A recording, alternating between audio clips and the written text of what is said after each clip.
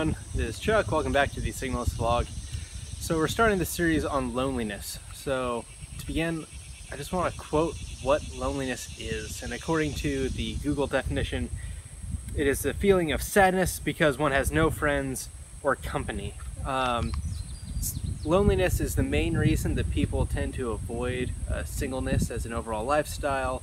One of the main oppositions, one of the things that always comes up whenever you mention being single, and especially if you're doing so by choice. And how do you avoid that? How do you work through that? So while speaking of this, I want to let you all know that loneliness is extremely common.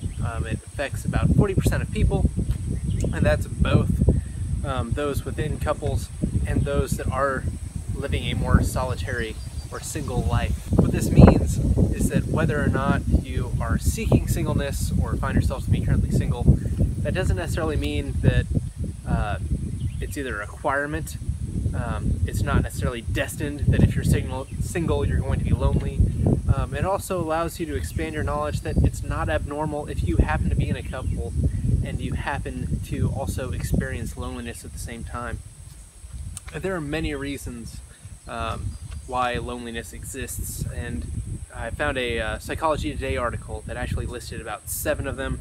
The dominant ones that I'm going to bring up is just the new situation, meaning that you either start a new job, move to a new town, you just don't really know anyone else yet, and you find yourself to be alone.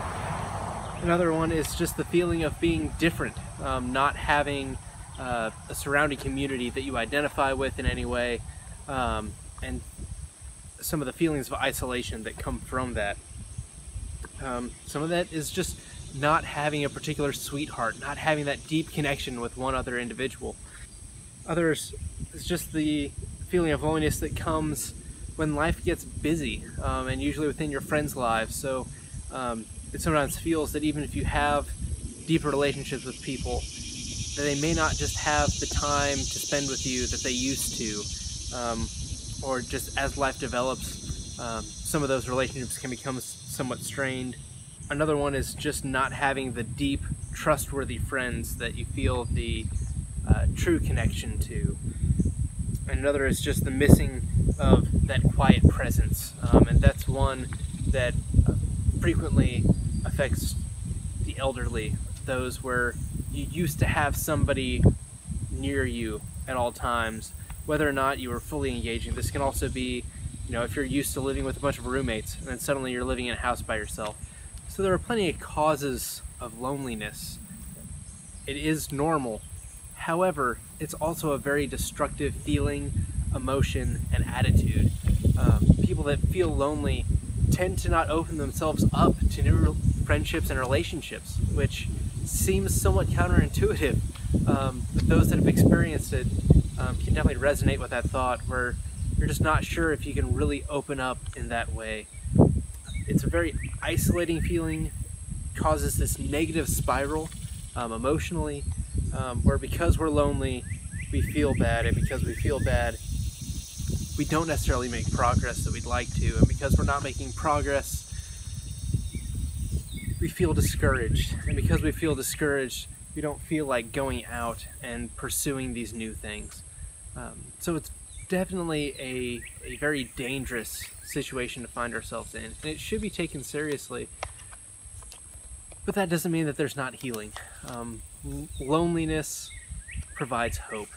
The reason we feel lonely is because as humans, we are made for connection. We are made for relationships. We are made for friendships and community. Loneliness is just a sign that lets us know that that aspect is in some way missing from our lives.